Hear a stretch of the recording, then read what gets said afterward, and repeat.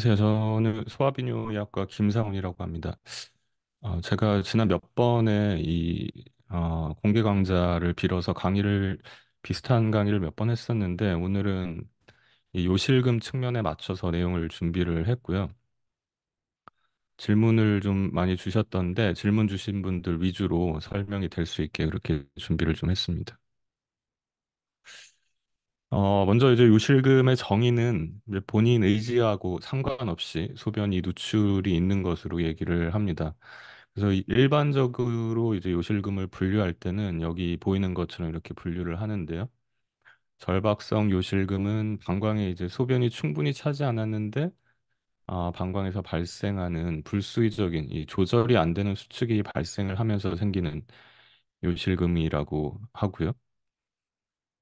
흔히 얘기하는 이제 과민성 방광의 주된 증상이 이런 절박성에 있다. 이렇게 보시면 될 것 같습니다.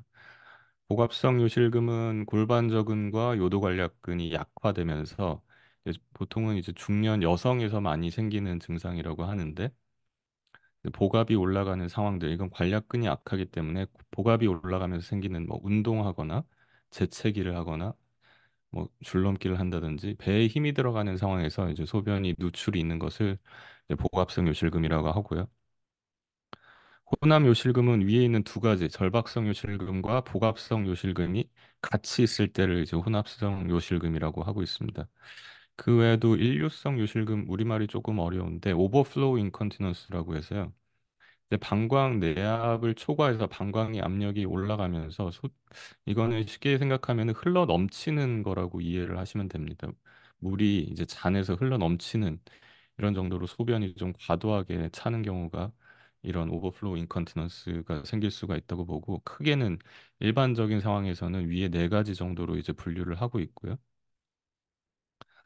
그림으로 조금 더 쉽게 살펴보면은 먼저 이제 복압성 요실금은 앞서 얘기한 것처럼 이제 관략근의 문제로 관략근이 약하기 때문에 복압이 올라가는 상황에서 주로 생기는 문제라고 보고요. 복합성 요실금 같은 경우는 관략근도 약하면서 동시에 이제 방광이 좀 너무 과민해서 이제 컨트롤이 안 되는 수축이 생기면서 발생하는 이런 상황이 되겠고, 결박성 요실금 같은 경우는 관략근이나 다른 데는 문제가 없지만 방광이 과민하기 때문에 생기는 이런 문제들로 이제 생각을 하면서 분류를 하고 있습니다. 근데 이제 이분 축추증이 있는 환자들에서는 사실 저렇게 단순한 분류법으로 구분을 하는 것 외에 여러 가지 복합적인 상황이 발생을 할 수가 있습니다. 이럴 때 고려를 해야 될 점들이 이제 적어 놓은 사항들인데 사실 가장 중요한 거는 방광의 수축력이 있는지 없는지라고 볼 수가 있을 것 같아요. 그래서 결과적으로 지금 이제 현재 교과서적으로 제시되는 이 치료 방법에 따르면 방광의 수축력이 있느냐 없느냐에 따라서 도뇨를 하느냐 마느냐가 결정이 되기 때문에 가장 중요한 건 저 방광의 수축력이 될 수가 있겠고 그 외에 이제 방광에 저런 이제 조절이 안 되는 과활동성이 있느냐 그리고는 방광의 용적이 충분하면서 방광의 탄성도 뭐 유순도라고 표현하기도 하는데 방광이 소변이 차면서 부드럽게 늘어나면서 압력이 올라가지 않게 잘 유지를 시켜주는 저런 탄성도가 잘 유지가 되느냐 이런 게 이제 방광 측면에서 고려를 하는 사항이 되겠고요. 관략근이 이제 기능이 있느냐 없느냐의 유무도 중요한데 보통은 이제 방광의 수축력이 있는 이런 정도의 상태에서는 관략근의 기능도 어느 정도 잘 유지가 되고 있습니다. 관략근이 기능을 하느냐는 사실은 소변을 참는 동안에는 조이고 있다가 방광 수축이 생길 때는 열어주는 이런 거를 이제 기능성이라고 얘기를 하는데 보통 방광의 감각이 살아있고 수축력이 있는 환자들 같은 경우는 저런 관략근이 어느 정도 이제 기능을 잘 해주고 있는 경우가 많고요. 하지만 이제 방광의 수축력이 없고 감각이 떨어지는 환자들은 보통은 이제 관략근이 움직이지 않고 이제 비기능성이라고 표현하기도 하는데 움직이지 않고 하나의 상태로 이제 고정이 되어 있습니다. 그래서 뭐 완전히 열려 있는 경우도 있고 아니면 닫혀서 잘 안 열리는 경우도 있기 때문에 어, 이런 관략근의 상황이 환자마다 굉장히 좀 다를 수가 있습니다. 이런 이분 척추증 환자들에서 이런 요실금에 대한 치료가 어려운 이유 중에 하나가 이렇게 방광의 상황이 굉장히 다양하고 관략근도 저렇게 다양한 상태로 나타날 수가 있기 때문에 저런 게 또 서로 복합적으로 뭐 이거는 있고 저거는 괜찮고 뭐 저거는 안 좋고 이런 식으로 복합적으로 나타나기 때문에 일관된 하나의 치료 방법을 가지고는 이제 개개인의 상황에 맞는 치료 방법으로 일관적인 방법을 적용하기가 어렵고요. 그래서 개개인의 상황에 맞는 방법을 찾아야 되기 때문에 이런 치료가 좀 어렵다라는 점이 있습니다. 그래서 뒤쪽에 이제 슬라이드를 보면서 어떤 상황이 있는지 저희가 케이스들도 리뷰를 하면서 좀 보겠습니다. 먼저 이제 절박성 요실금에 대해서 말씀드리면 이런 경우는 이제 방광의 수축력은 좋고 방광 탄성도도 좋으면서 관략근이 기능은 어느 정도 유지가 잘 되는 이런 상황이라고 보고요. 다만 이제 방광이 좀 과활동성, 이제 조절이 안 되는 수축 같은 것이 있기 때문에 그럴 때마다 소변 누출이 조금씩 있는 이런 상황이라고 볼 수가 있습니다. 그래서 뭐 순간적으로 소변이 급하게 마려운 절박류 같은 증상과 절박 요실금이 동반이 될 수가 있겠고요. 이런 경우는 치료 방법은 이제 흔히 저희가 가장 많이 사용하는 이제 약물 치료를 이런 경우에 충분히 적용을 하는데 대표적으로 항콜린제 그리고 최근에는 이제 베타3 아고니스트라고 해서 베타아미가를 많이 사용을 하고 있습니다. 효과가 꽤 좋은 편이고 보통 한 70%에서 80% 정도의 요실금을 해결할 수 있다고 보고 있습니다. 그런데 이런 약물 치료로 안 되는 경우에는 이제 보톡스 주입술을 해볼 수가 있겠고요. 보톡스는 미용 시술에서 많이 쓰니까 쉽게 아실 텐데 방광 안에다가 이 보톡스를 주입하는 방법이 있습니다. 효과가 뭐 약물 치료 이제 두 가지 약제를 이제 혼합해서 사용하는 것만큼 혹은 그 이상으로 치료 효과가 좋다고 알려져 있고요. 다만 이게 이제 주사를 찌르는 치료다 보니까 약간의 침습성이 있고 효과가 영속적이지가 않기 때문에 보통 신경일성 방광에서는 평균적으로 한 9개월 정도 효과가 지속이 된다고 알려져 있고 그래서 반복적인 시술이 좀 필요할 수 있다. 이런 점이 좀 단점이라고 할 수가 있겠습니다. 다른 방법으로는 이제 신경의 전기 자극 치료를 하는 방법이 있는데 뒤쪽에 Q&A가 있어서 요거는 제가 뒤쪽에서 한번 다시 말씀을 드리겠습니다.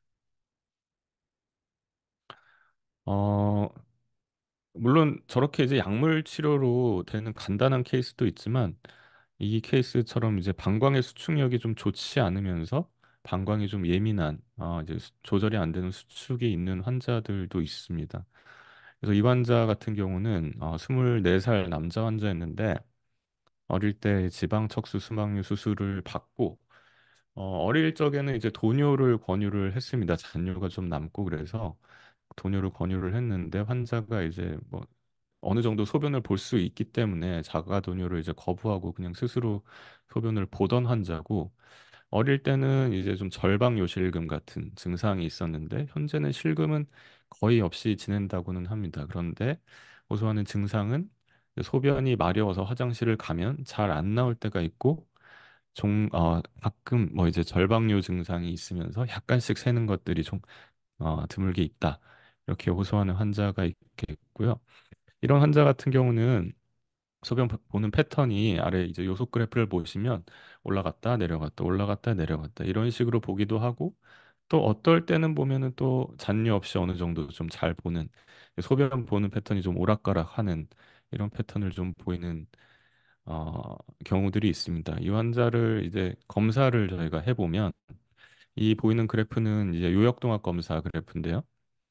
여기 지금 보시면 초록색 선 보시면은 소변이 좀 차기 시작하면은 이제 조금씩 올라갔다 내려갔다 이렇게 약간 요동을 치는 저런 방광이 저럴 때마다 이제 움찔움찔하는 수축이 있는 겁니다. 그래서 저럴 때마다 소변 보는 소변이 마려운 느낌이 좀 급하게 생기는 거고 어느 정도 이상 소변이 차기 시작하면 압력이 좀 많이 올라가는데 요럴 때 이제 소변을 볼 수 있는 수축이 이제 생기는 거죠. 근데 저런 수축은 저희가 의학적으로 봤을 때는 이제 조절이 안 되는 저런 불수의적인 수축이라고 보고 있습니다. 그래서 앞에 이런 환자들 같은 경우는 이제 앞에 나타나는 저런 이제 움찔움찔하는 수축일 때는 화장실을 가도 이제 소변을 볼 정도의 수축력이 아니기 때문에 소변이 이제 잘 안 나오는 거죠. 근데 이제 뒤쪽에 저렇게 올라가는 조금 높게 올라가는 수축이 있을 때는 소변이 굉장히 급하게 마려우면서 저럴 때 화장실을 가면 이제 소변을 어느 정도 볼 수가 있는 이런 상황이라고 보시면 될 것 같고요. 그래서 전체적으로는 굳이 자가 도뇨는 필요는 없겠지만 저런 불편한 증상들, 마려운데 가면 안 나오고 어떨 때는 뭐 힘줘서 소변을 봐야지 나오기도 하고 이런 이벤트들을 좀 줄여주기 위해서는 저 앞쪽에 보이는 움찔거리는 저런 수축들을 좀 조절을 해줄 필요가 있거든요. 그래서 저런 거를 없애주는 약들이 아까 앞서 얘기한 항콜린즈라든지 베트미가 이런 약들이 저런 이제 움찔거리는 수축을 좀 잡아줄 수가 있어서 그리고 이제 뒤쪽에 나타나는 저런 이제 방광을 이제 소변을 보게 하는 수축들도 조금은 완만하게 올라갈 수 있게 이런 효과를 줄 수 있는 약들이 있기 때문에 이런 환자에서는 그런 약물 치료가 이제 좀 도움이 된다. 이렇게 얘기할 수 있겠습니다. 이제 이분 척추에서 발생하는 복합성 요실금 같은 경우에는 이제 관략근이 약해서 생기는 경우죠. 방광 상태가 좋다고 한다면은 이제 자연적으로 호전되는 것을 기대해 볼 수 있는 부분이 있습니다. 실제로 저희가 이제 요실금이 있었던 상당수의 환자들에서 이런 복합성 요실금이 사춘기를 넘어가면서 호전되는 것을 확인을 했는데 예전에 저희 기관에서 이제 조사한 바에 따르면 한 30% 정도의 환자에서는 이런 복합성 요실금이 있을 때 이제 방광 상태가 괜찮다고 하면 방광 상태라 함은 탄성도가 괜찮다. 거기에 이제 주 초점이 맞춰져 있는데 탄성도가 괜찮을 경우에는 사춘기를 지나면서 이런 관략근이 호전이 된다. 이런 결과를 본 적이 있습니다. 사춘기 때 나오는 남성 호르몬이 이제 남자 같은 경우는 관략근의 두께를 주면서 전립선을 좀 키워주는 효과가 있고 여자들 같은 경우는 에스트로겐이 이제 질벽을 튼튼히 하면서 그쪽에 있는 관략근을 좀 두껍게 해주는 그런 효과들이 있기 때문에 사춘기 때 이런 복합성 요실금이 좋아지는 것을 좀 기대를 해볼 수 있다. 이렇게 말씀드리겠고요.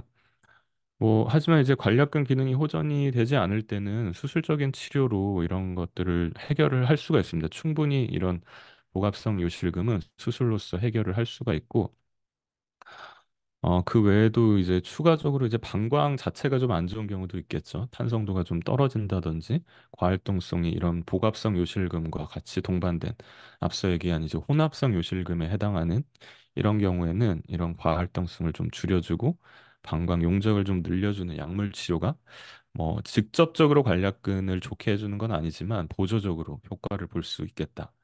예, 이렇게 말씀을 드리겠습니다. 그래서 케이스를 한번 살펴보겠습니다. 그래서 16세 된 남자 환자고 척수 수막류 앞서서 이제 심기현 선생님 말씀하신 것처럼 좀 예후가 안 좋을 수 있는 환자가 되겠죠. 그래서 도뇨를 권했는데 이 환자는 이제 수술하고 근데 이제 관략근이 너무 열려 있으니까 이제 소변이 이제 잔뇨가 거의 없이 그냥 새어서 대부분 이제 나오는 이런 케이스가 되겠습니다. 그래서 돈요는 하지 않고 이제 복압 배뇨를 하면서 기저귀를 사용을 하면서 좀 지내왔던 환자고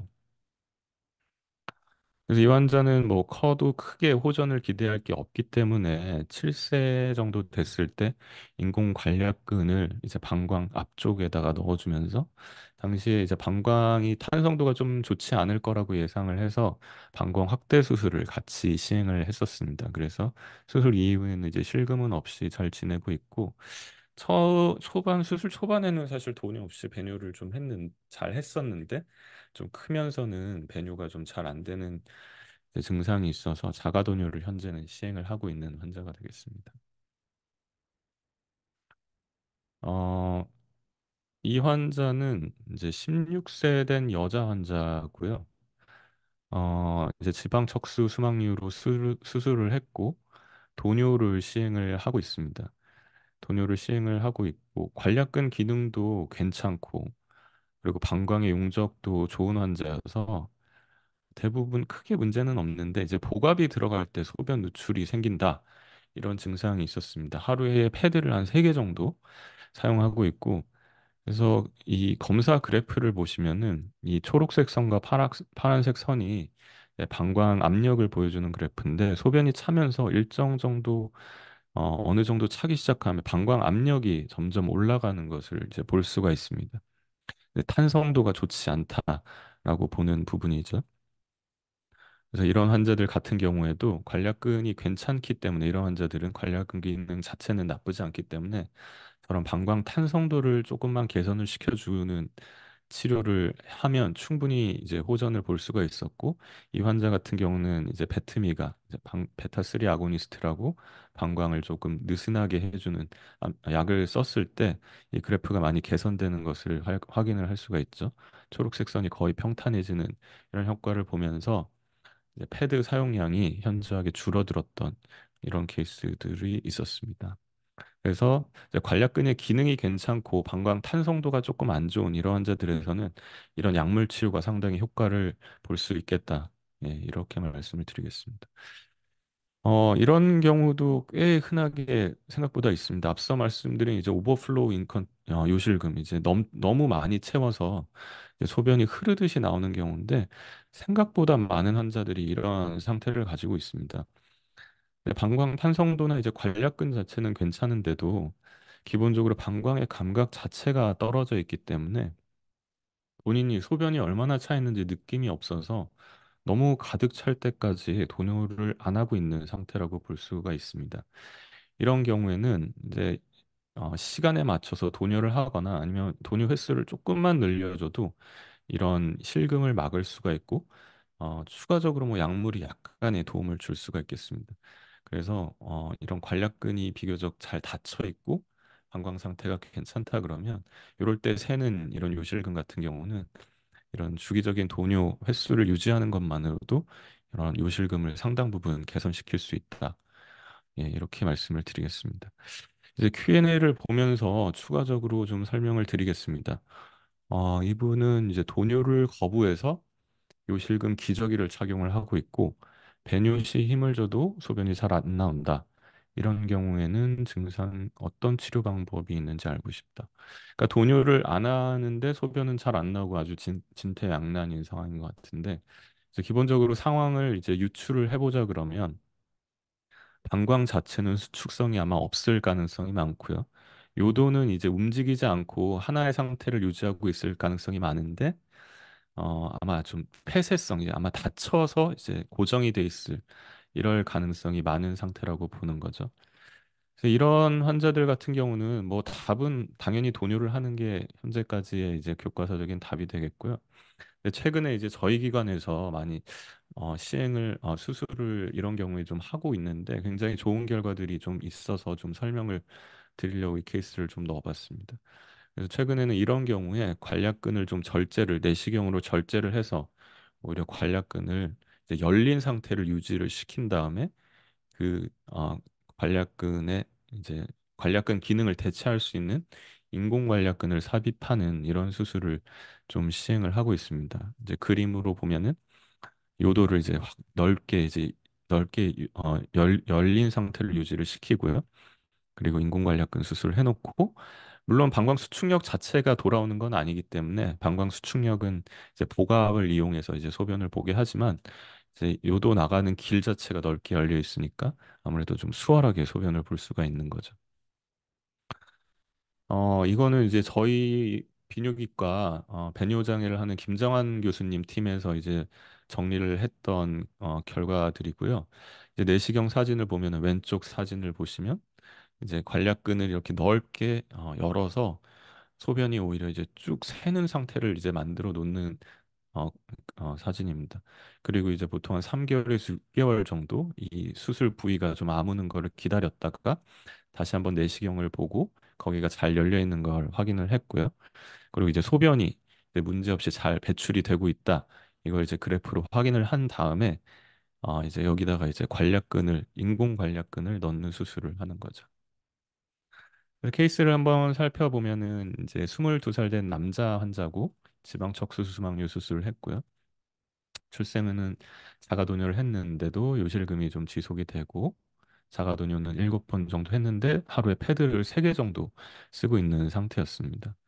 그래서 이 환자의 경우에 아까 말씀드린 것처럼 관략근 절제술을 내시경으로 먼저 하고 그 후에 한 4개월 정도 기다렸다가 이런 인공 관략근 삽입 수술을 이제 시행을 했었습니다.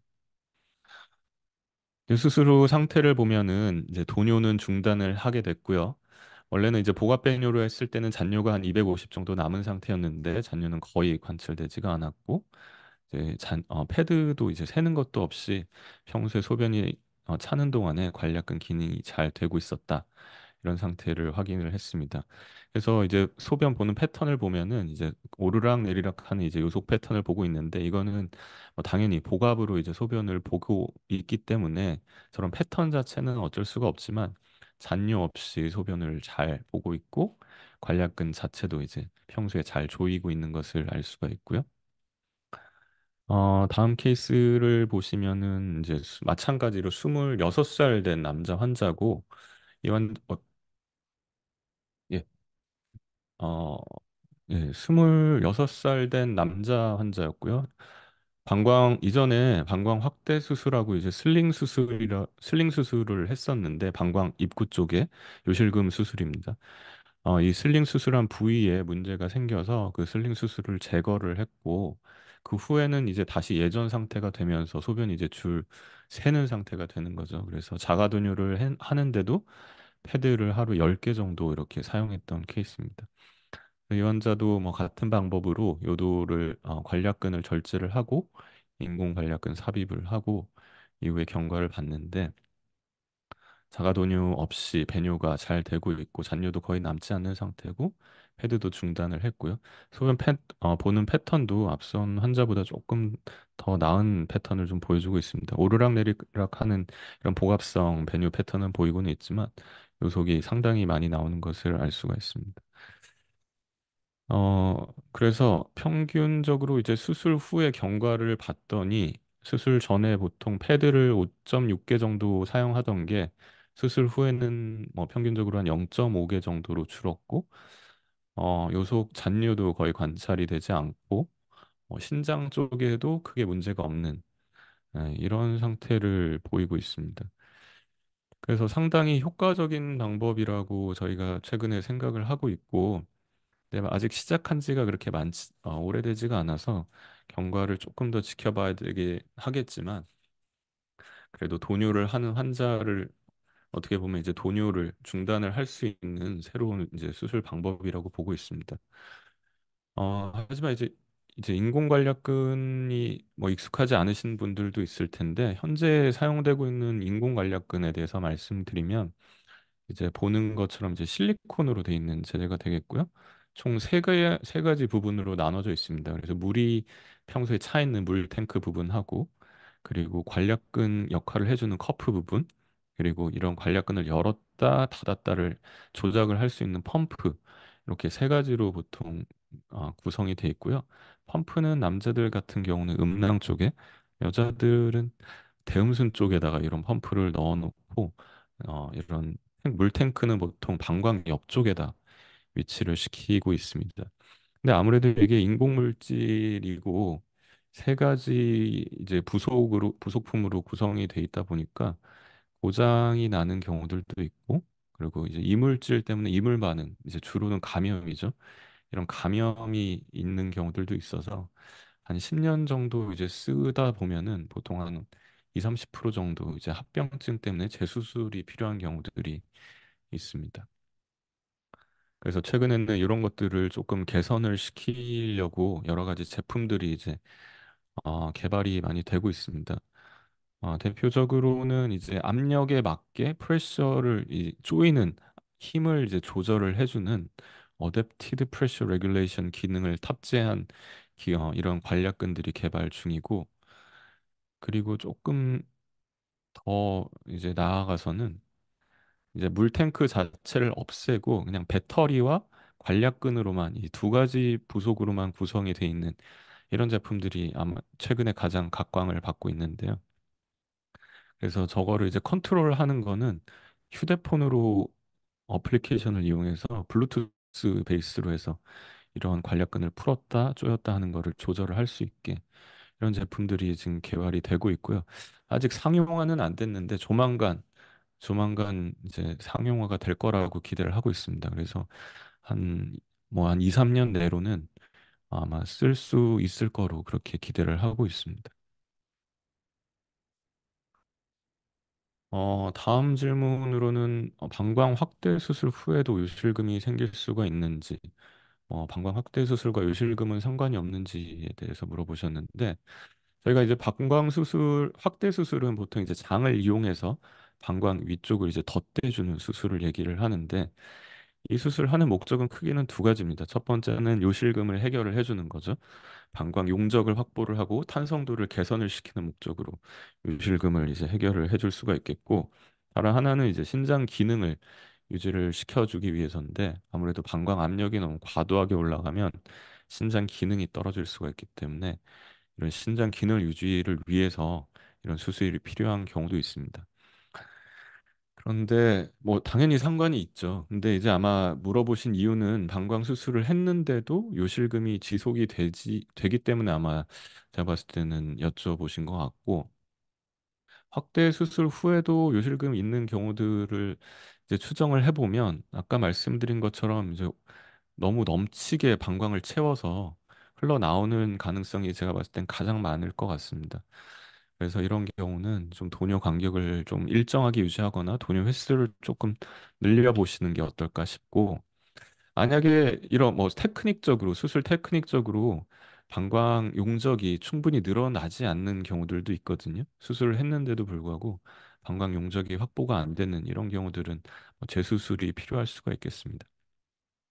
그 외에는 이제 앞서 말씀드린 이제 스트레스성 요실금이 조금 해결이 안 되고 있을 가능성도 있거든요.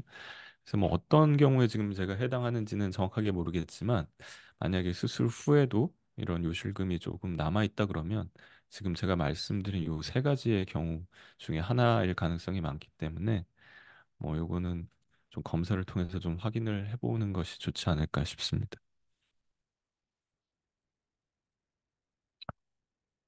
현재 오줌은 잘 나와서 소변을 보고 도뇨는 하지 않지만, 갑자기 오줌이 안 나거나 도뇨할 가능성이 있는지 확률적으로 지금 사실 상황을 제가 정확하게 잘 모르기 때문에 뭐 말씀을 정확하게는 못 드리겠는데, 지금은 아무 문제 없이 이제 소변을 잘 보고 있는 상황 같은데요. 이제 크면서 혹시 나빠질 가능성이 있는지 이런 거를 아마 물어보는 것 같습니다. 이게 뭐 물론 이제 허리 척수의 병변도 중요하고 지금 소변을 어떻게 보는지도 제가 좀 알아야 되긴 하겠지만, 기본적으로 말씀드릴 수 있는 부분은 이제 수술 직후 상태가 좋다 그러면 대부분은 그 상태가 잘 유지가 됩니다. 근데 이제 좀 수술 후에 안 좋은 애들 같은 경우는 정상적으로 이제 배뇨가 잘 안 되거나 요실금이 아주 심하거나 이런 경우에는 추후에도 추가적으로 악화될 가능성은 있지만, 대부분 이제 저희가 이제 요 역동학 검사 수술 후에 이제 몇 번을 보는데, 그 결과에서 어느 정도 어, 좋은 결과, 저희가 이거를 뭐 스코링 하는 방법도 있고 또 여러 가지 항목들을 좀 분석을 해보지만, 초반 결과가 좋으면 대부분은 잘 유지가 됩니다. 근데 이제 초반의 결과가 좀 좋지 않은 경우들, 이런 환자들 같은 경우는 좀 추가적으로 크면서 악화될 가능성이 있는데, 뭐 악화되는 이유에 대해서는 아까 지금 심규영 교수님이 앞서서 잘 말씀을 드렸지만, 그쪽 부위에 유착이 있으면서 다시 이제 재견인이 되면 이제 척수에 이제 추가적인 손상이 좀 진행이 될 수가 있는 거죠. 그런 경우에는 조금 악화될 가능성도 있을 것 같습니다. 다음은 뭐 21년 초에 수술을 받았고 기저귀 떼고 소변을 혼자 잘 보고 있는데 참고 이런 것들이 어떻게 되는지. 뭐 이거는 앞서 제가 설명을 드렸는데 여러 가지 뭐 너무 다양한 경과가 있어서 제가 뭐 어떻게 딱 설명을 드리기가 좀 어려울 것 같고요. 이거는 소변을 뭐 지금 잘 보고 있다 그러면 크게 문제 없지 않을까 싶은데, 아무래도 소변을 자가 배뇨를 하는 경우라도 방광이 조금 과민할 가능성은 있겠습니다. 다른 애들에 비해서. 동요를 잘 시행하고 있는데 가끔 소변이 나오는 것 같다라는 말을 하고, 두 달에 한 번 소변이 아주 조금 새어 나온다. 대변은 변기에 앉아서 잘 보는데 자주 지리고 변기에 앉아 흰둥이를 그래서 이제 뭐 대변 부분에 대해서는 뒤에 뭐 지훈혜 간호사가 추가로 말씀을 드릴 것 같고요. 소변 관련된 내용만 살펴보면 이제 얘기를 하는 거를 보면은 돈요를 하고 있기 때문에 방광이 수축력이 좀 떨어져 있을 가능성이 있죠. 그리고 가끔 소변이 나온다. 이런 말을 한다는 거는 아무래도 방광의 수축력은 거의 이제 어 방광을 비워낼 정도의 수축력은 없지만 약간 움찔거리는 수축 같은 게 가끔씩 있는 경우들이 있습니다. 그래서 그런 경우는 이제 가끔 가다가 소변이 찔끔찔끔 조금씩 나오면서 약간 마려운 느낌이 가끔 있다 이런 얘기들을 하는데 아마 그런 경우에 해당하지 않을까 싶고 관련돼서는 뭐 이런 그래프를 볼 수가 있겠죠.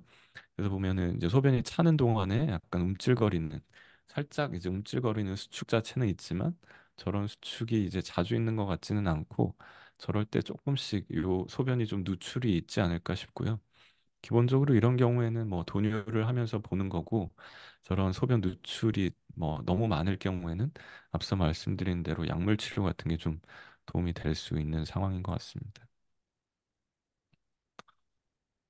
불수의적 운동으로 인해 소변이 끊겼다가 다시 나오거나 인지 못하고 있다가 소변이 조금 나오는 경우에 어느 정도가 되면 약을 복용하게 되는지 궁금하다. 사실 이런 경우는 딱 정해져 있는 기준이 없습니다. 그래서 아마 절박성 요실금에 해당하는 경우라고 보여지는데요. 지금 설명한 증상만 들어봤을 때는. 뭐 어느 정도 소변 누출이 있을 때 약을 써야 된다. 보통 이제 그런 기준 자체는 사실은 없고요. 근데 이제 성인 기준으로 말씀을 드리자 그러면 보통 하루에 패드를 한 두 개 정도 이상 쓴다? 이럴 때는 이제 이제 요실금이 상당히 있다고 보고 이럴 경우에는 이제 약물 치료를 하는데 보통 이제 이분 척추 환자들 같은 경우에는 뭐 어느 정도 이제 요실금이 있을 때 약물 치료를 한다. 이런 기준 자체는 상당히 없어서 평소에 이제 뭐 좀 누출량이 좀 많고 생활에 좀 신경이 쓰이고 지장이 된다. 그런 경우에는 아마 약물이 좀 도움이 될 거라고 봅니다. 성리된 후에 발생하는 절박류 증상도 있는가? 물론 뭐 치료 방법 자체는 앞서 말씀드린 거에 준해서 치료를 하게 되고요. 없던 증상이 갑자기 생겼다. 이런 경우는 꼭 신경외과 치료를 받는 것을 권해드리겠습니다. 시간이 생각보다 많이 돼가지고 좀 빨리 하겠습니다. 전기 치료가 어떤 것인지 궁금하다고 말씀을 주셨는데, 전기 치료는 굉장히 종류가 좀 다양하게 있습니다. 이제 제일 이제 흔히 효과가 가장 좋고 가장 이제 많이 적용이 되는 거는 체내에 이제 삽입을 하는 이런 제재가 이런 기구가 제일 많이 사용이 되고 있고요. 제품명은 인터스팀이라고 하는데 이분 척추증 환자에서도 많이 이제 사용을 하고 있습니다. 꽤 효과가 있다는 논문들도 있는데 이 이제 뭐 여러 가지가 있습니다. 저희 기관에서 가지고 있는 방광 내 전기 자극 치료를 하는 것도 있고요. 그리고 뭐 발바닥 쪽 발바닥 쪽에 이제 패드를 붙여서 하는 전기 자극 치료들도 있고 여러 가지 굉장히 다양한 부위를 자극을 시키는데 효과들이 갖는 치료 효과는 거의 비슷하다고 보는데 방광 용적이 좀 늘어나는 효과가 있고요. 추가적으로 변비가 좀 개선되는 효과가 있으면서 이제 메인 타겟은 방광 크기가 좀 늘어나면서 방광의 불수의적인 수축을 좀 줄여줄 수 있다. 이 두 가지가 이제 지금까지 증명된 효과라고 볼 수가 있겠고 수축력에서 조금 개선을 보인다고 하는데 이거는 보통은 일시적이거나 또 완전하게 이제 정상적인 수축을 사실은 기대하기는 좀 어렵다고 보고 있습니다. 그래서 메인은 저 과활동성을 조금 개선시키고 방광의 크기를 좀 늘려주는 이런 치료 방법이 있습니다. 근데 아직 우리나라에서는 이렇게 활발하게 이 인터스팀 제품 같은 경우는 활발하게 사용되고 있지는 않는 것 같습니다. 자가 배뇨를 하면서 잔뇨가 좀 있는 경우는 도뇨가 도움이 되겠냐 이런 질문을 하셨는데 이제 보면은 이 환자의 뭐 방광 크기가 한 200cc 정도 된다고 가정을 했을 때 한 100cc 정도를 비우고 100cc 정도가 잔뇨가 남는다. 이런 경우를 상정을 해보면 저 100cc 남아있는 저 크기만큼의 방광을 활용해서 이제 살고 있다고 볼 수가 있는 거죠. 그러니까 조금만 소변이 다시 차면 다시 마려운 증상이 있고 이제 소변이 새거나 이런 증상이 생길 수가 있겠죠. 그러니까 본인이 가진 전체 방광을 다 쓰지를 못하고 굉장히 비효율적으로 방광을 하고 있다라고 이해를 할 수가 있겠습니다. 그러니까 방광의 효율적인 사용을 위해서는 좀 중간중간에 좀 돈유를 해주는 게 도움이 될 수가 있겠고요. 그리고 이런 환자들 같은 경우는 야간요나 밤에 이제 실수하는 증상 같은 게 좀 있을 가능성이 있거든요. 그래서 야간 증상을 좀 해결하기 위해서는 최소한 자기 전에라도 돈유를 한 번 정도 해주는 것이 도움이 될 수 있겠습니다. 배트미가 사용하면서 방광 용적이 한 3, 400 정도 유지가 된다고 말씀하셨는데 이 정도면은 거의 정상 성인 방광 크기에 해당한다고 할 수가 있겠습니다. 그래서 뭐 크게 걱정을 안 하셔도 될 것 같고요. 이것까지만 제가 말씀드리고 정리하겠습니다. 평소에 이제 요일을 못 느껴서 카테터로 이제 자가도뇨를 하는 아이인데 이제 복압으로 배뇨를 한 적이 있다. 근데 이런 복압 배뇨가 괜찮은 건지 이런 거를 물어보셨는데 이제 통상 이제 전통적으로 이런 복압 배뇨는 그러니까 요로 감염의 확률이 조금 높고 방광에 결석이 조금 더 생기면서 요실금 컨트롤이 잘 안 되고 신기능 손상의 확률이 조금 더 높다. 이게 통계적으로 유의한 정도까지는 아니지만 저런 이제 예전 논문들을 쭉 리뷰를 해보면 확률적으로는 저런 가능성이 더 높기 때문에 사실 권장하는 방법은 아닙니다. 권장하는 방법은 아닌데 근데 실제로 또 저렇게 해서 큰 문제 없이 지내는 분들도 계시긴 하지만 저희는 이제 확률적인 부분을 말씀드려야 되기 때문에 권장하지는 않습니다. 그리고 최근에 나온 논문들 같은 경우를 보면은 이렇게 복압 배뇨를 하는 경우에는 직장 탈출증 같은 게 좀 더 발생을 하는 이런 합병증들이 있기 때문에 가급적이면 방광 수축이 없는 경우에서 이제 돈유가 필요한 경우에 복압 배뇨를 하지 않는 것을 권해드리겠습니다. 예, 그렇고요. 결론적으로 정리를 해보면은 여러 가지 이제 환자마다 이제 관략근이라든지 방광 상태가 다르기 때문에 일관적인 방법을 말씀드리긴 좀 어렵지만 개개인의 상황에 맞게 적절한 치료를 찾는 것이 중요하다고 하겠고 최근에 이런 돈유를 하는 환자들에서 돈유를 좀 졸업할 수 있는 새로운 치료 방법들이 개발이 되고 있으니까 이런 결과를 조금 더 기다려 보면서 차차 적용을 하면 많은 도움을 받을 수 있지 않을까 싶고요. 오늘은 주로 이제 요실금 관련된 부분만 말씀을 드렸는데 사실 이런 요실금 치료도 중요하지만 그거의 우선에서는 사실 신장 기능을 잘 유지를 하는 부분이 중요하기 때문에 이런 부분까지 고려를 해서 최선의 방법을 선택하는 것이 중요하겠다. 이렇게 말씀을 드리겠습니다. 감사합니다.